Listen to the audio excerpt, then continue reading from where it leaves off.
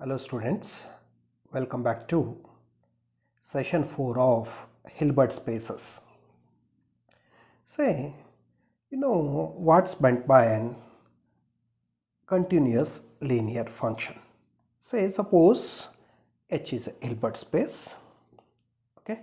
Then a continuous linear transformation, say F, a continuous linear transformation from H to C is continuous, is called a continuous linear functional. Continuous linear functional, or more briefly a functional on the Hilbert space H, because this type of things you have studied in your linear transformation classes.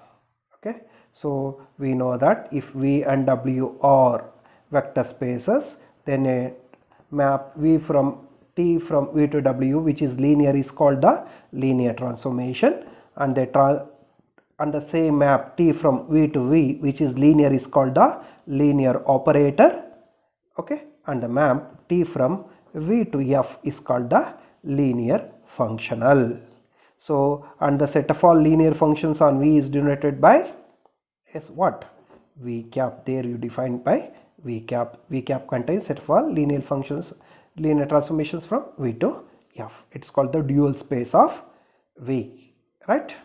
So here, in addition to that, so we will have F is a map from H to C which is linear as well as it is continuous, and here the field we have taken to be C.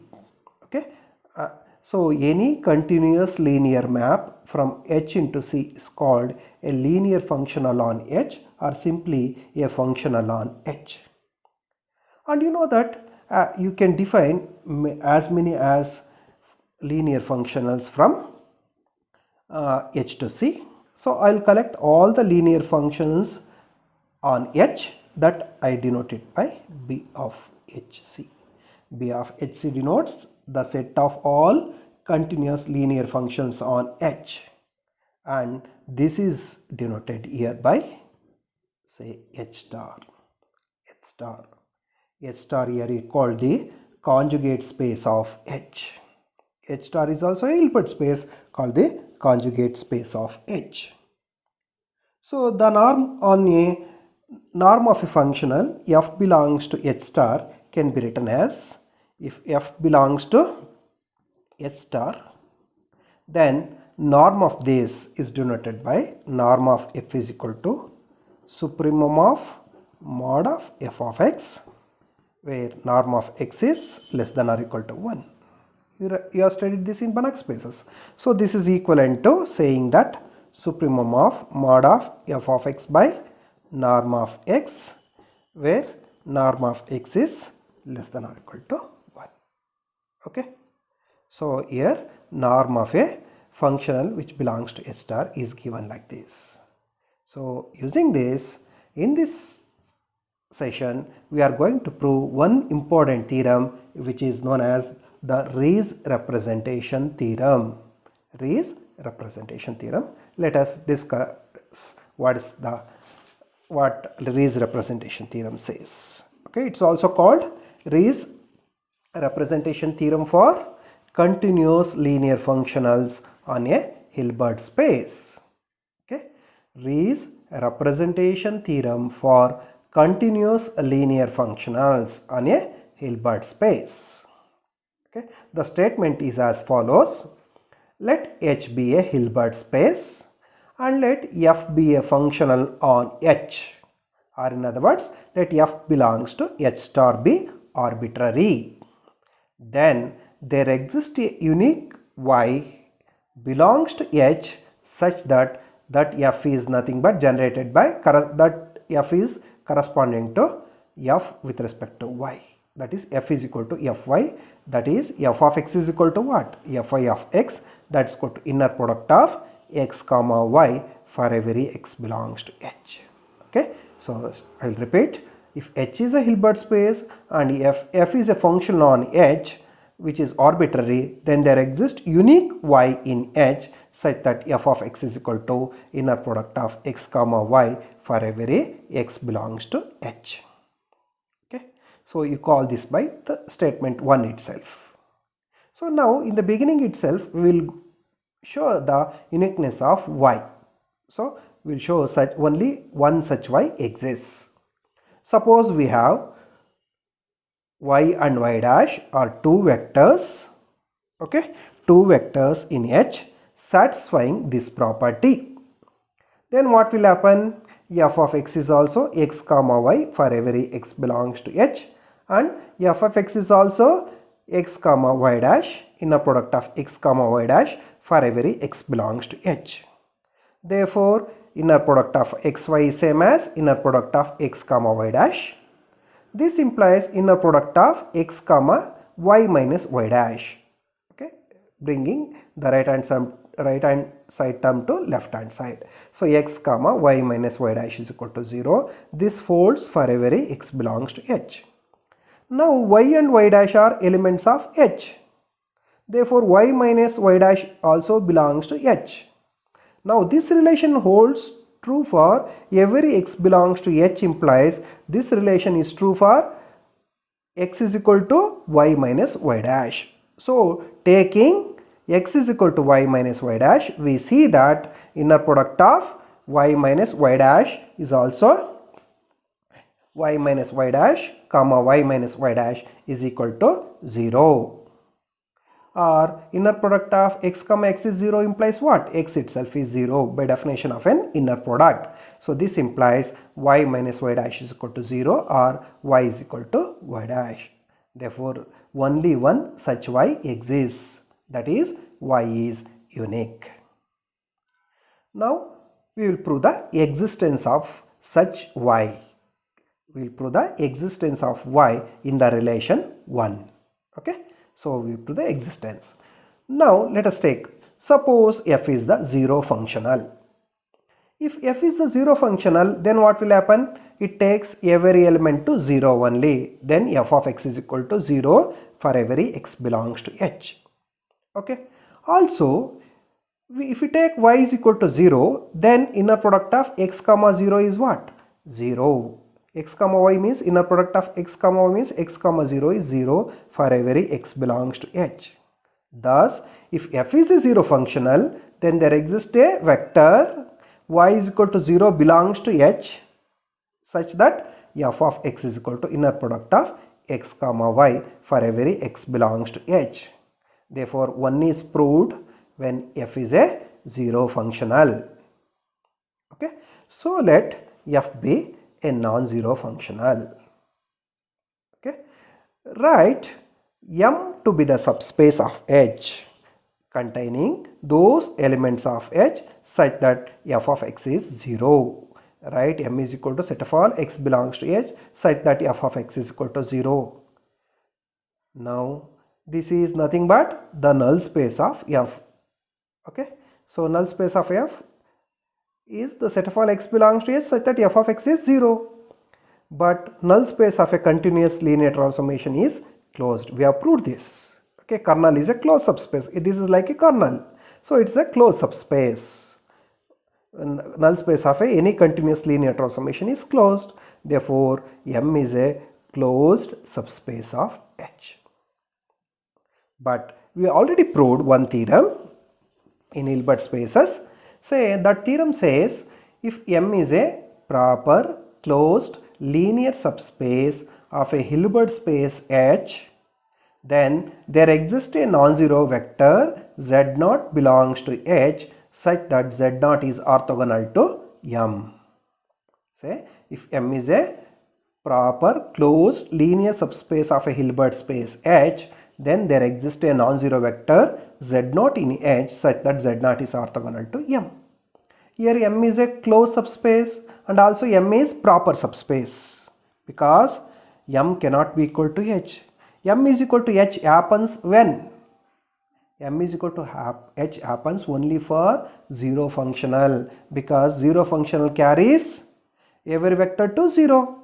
So therefore M is a proper, here M is a proper closed subspace of H. Therefore by the above theorem what will happen?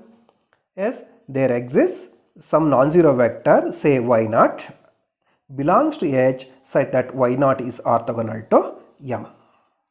Y0 is orthogonal to M. Now we show that y is equal to, now we show that, say y is equal to alpha into y0 will be the required vector for some scalar alpha. So we show the existence of y, where y is alpha into y0. Now y0 is orthogonal to M implies what? Y0 is orthogonal to M implies inner product of x comma y0 is 0 for every x in M. Okay, this is by definition. You call this by number 2. Now if x belongs to M, then inner product of x comma y is equal to inner product of x comma y, means I taken alpha into y0.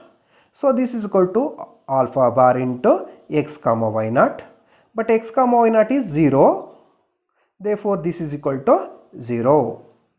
Thus, and also if x belongs to M, look here, also if x belongs to M, then f of x is equal to 0 by definition of M. M is the null space of f, therefore f of x is 0 by definition of M. Now f of x is 0 and inner product of x comma y is 0, therefore f of x is equal to inner product of x comma y, means one is proved for all x belongs to M and all scalars alpha. Okay, understand now? So the required 1, we need to prove 1, therefore 1 is proved, while for all elements x belongs to M and all scalars alpha. Now we will show that 1 is true for x is equal to y0 also. Now we show that yes, x is, now we show that 1 is satisfied for x is equal to y0. Okay, y0 is a vector in H. Okay, y0 is a vector in H. So we will show that 1 is true for x is equal to y0. Okay, so now f of y0 is what? Inner product of definition, according to definition, y0 comma s alpha into y0. Okay, y0 comma alpha into y0. This is equal to alpha bar into y0 comma y0, that's equal to alpha bar into norm of y0 square. This implies alpha bar is equal to what? F of y0 by norm of y0 whole square, or alpha is equal to what? F of y0 bar. If you take a conjugate, you get alpha is equal to f of y0 conjugate by norm of y0 square. Thus the vector y is equal to alpha into y0, that's equal to alpha means f of y0 conjugate by norm of y0 square into y0 will satisfy 1 for every x belongs to M and for x is equal to y0. So 1 will satisfy for every x belongs to M and for every x is equal to y0. Now we will show that 1 is true for every x belongs to H. Okay, now we show that 1 is true for every x belongs to H. For this, let x belongs to H be arbitrary. Now you know that M intersection M perb means orthogonal complement is 0, means it contains 0 is the only vector which is in both M and M orthogonal, M perb. Okay, and y0 is a non-zero vector that belongs to M perb, because y0 is orthogonal to M means what? y0 belongs to M perb. We have y0. Now y0 belongs to M perb and M intersection M perb contains only 0 vector, means y0 cannot lie in M. Okay, y0 cannot lie in M means what? Therefore by definition of M, f of y0 is not equal to, therefore by definition of M, f of y0 is not equal to 0. Now f of y0 is not equal to 0, you write f of x as f of x by f of y0, I can take in the denominator because f of y0 is not 0, into f of y0. So now f of x is, f is a mapping from Yes, h to c means f of x is also a scalar, f of y naught is also a scalar, that I can write it by beta into f of y naught, where beta is what? F of x by f of y naught. Then we have f of x is equal to, according to this, f of x is equal to beta into f of y naught. So this implies f of x minus beta into f of y naught is 0. This implies f of x minus beta into y naught is 0. Now f of x minus beta into y naught is 0 implies what? X minus beta into y naught belongs to m by definition of m. So this belongs to m means this will be equal to, say, some vector m which is an element of m. That is x minus beta into y naught is equal to m, where m belongs to m. This implies x can be written as m plus beta into y naught. Means if x belongs to h, then x will be look like m plus beta into y naught, where m belongs to m and beta is a scalar. Now f of x is equal to what? F of m plus beta into y naught. Since f is linear, so f of m plus beta into f of y naught. What is f of m by definition? Because we have assumed that, we have proved that the result 1 is true for all elements m belongs to m. Okay, so according to that, so this is equal to inner product of m comma y. F of m is inner product of m comma y plus, and also we have proved that the result is true for y naught. So this is equal to norm of y naught comma y. So this is equal to m of m comma y, inner product of m comma y plus inner product of beta into y naught comma y. We can write like this. So this is equal to m plus beta into y naught comma y. But m plus beta into y naught is what? X comma y. Thus f of x is equal to what? Thus f of x is equal to inner product of x comma y for every x belongs to h. Thus we have proved that we have shown that the required condition 1 for every x belongs to h. We prove 1 in the first case, we prove 1 for every element x belongs to m. Then we have shown that 1 is true for the element y naught, and now we have shown that 1 is true for every element x belongs to h. Okay, therefore the required vector is what? Therefore the required vector is y is, first in the beginning we have shown the uniqueness, now existence is, so hence y is equal to alpha into y naught is the required vector, where alpha is what? F of y naught bar by norm of y naught square. Okay, so we have shown that there exists a, a point y such that this condition holds true.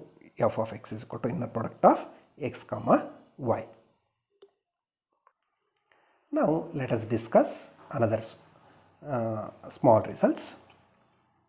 Say, suppose m and n are closed linear subspaces of a Hilbert space H such that m is orthogonal to n. Then m plus n is also closed.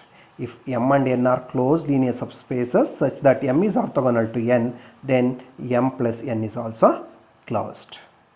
Okay, so m plus n is also closed means what we have to show? All the limit points of m plus n are in m plus n itself. Okay, so let us take z be any limit point of m plus n, means z is a arbitrary limit point of m plus n. Then we will show that this z belongs to m plus n itself, so that m plus n is closed. Okay, now by definition of a limit point, if z is a limit point of m plus n, then by definition what will happen? There exists a sequence zn in m plus n. There exists a sequence zn in m plus n such that zn converges to z. Okay, zn converges to z.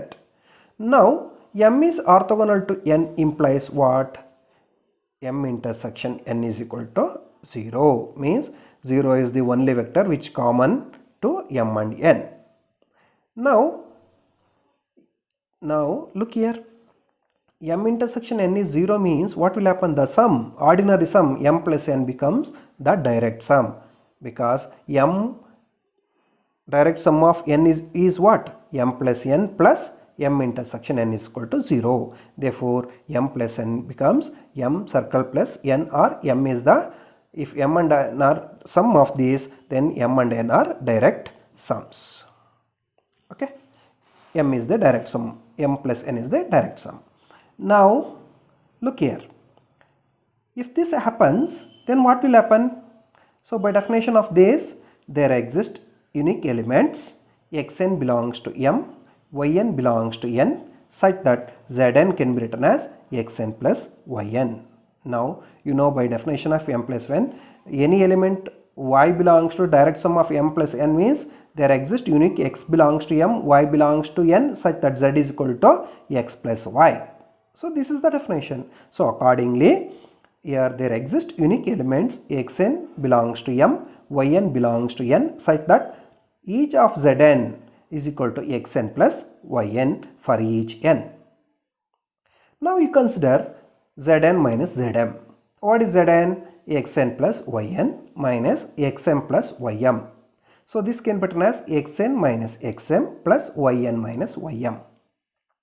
Now xn comma xm belongs to m means xn minus xm belongs to m. Similarly, yn minus ym belongs to n. Therefore, as m is orthogonal to n, what will happen? If these two belongs to m and n, then these two are orthogonal to each other. Means xn minus xm is orthogonal to yn minus ym for each n. Okay. So if they are orthogonal to each other, then by Pythagorean theorem. So the Pythagorean theorem that we proved in inner product spaces in linear transformation, that is you have studied in second semester. Okay. So therefore, what this implies, what? Norm of xn minus xm plus norm of yn minus ym square is equal to norm of xn minus xm square plus yn minus ym square. So this implies what? This is nothing but zn minus zm square is equal to norm of xn minus xm square plus yn minus ym square. Now look here, zn converges to z means what? Zn is a convergent sequence which converges to z, but every convergent sequence is a Cauchy sequence.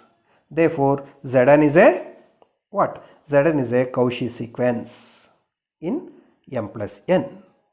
Zn is a Cauchy sequence in m plus n means what? By definition of a Cauchy sequence, norm of zn minus zm tends to 0 as m and n tending to infinity, or n and m tending to infinity. Now zn minus zm tending to 0 as m and n tending to infinity implies what will happen? Therefore, as m and n tending to infinity, okay, norm of xn minus xm square plus norm of yn minus ym square tends to 0. Okay. So this implies what? Now these two are non-negative quantities. Therefore, sum of these two tends to 0 means each one must tends to 0. This implies norm of xn minus xm tends to 0, norm of yn minus ym tends to 0. Okay. Now look here, norm of xn minus xm tends to 0, yn minus ym tends to 0 means the sequence xn belongs to m and the sequence yn belongs to n are Cauchy sequences. There are Cauchy sequences. Now m and n are closed subspaces, closed linear subspaces we have assumed. Closed subspace of a complete space is also complete, means m and n are complete. M and n are complete means what? As every Cauchy sequence converges in m and n. Every Cauchy sequence converges in m means this is a Cauchy sequence in m and yn is a Cauchy sequence in n. Therefore, this must converges. Thus, there exist points x belongs to m and y belongs to n such that xn converges to x and yn converges to y. Now, xn converges to x, yn converges to y implies, so z, which is the limit point of zn, is equal to limit of Zn means what? Xn plus Yn. So limit of Xn is X, limit of Yn is Y. This belongs to where? X belongs to M, Y belongs to N implies X plus Y belongs to N. Sorry, X plus Y belongs to M plus N. Now X plus Y means what? Z. Z belongs to M plus N. Thus, we have considered Z to be the arbitrary limit point of M plus N, and we have shown that that arbitrary limit point is in M plus N. Thus, every limit point of M plus N is in M plus N itself. Therefore, M plus N is closed. Okay. Thus, yes, we have proved if M and N are closed linear subspaces of a Hilbert space H such that M is orthogonal to N, then M plus N is also closed. These are the results for this class. Okay, thank you.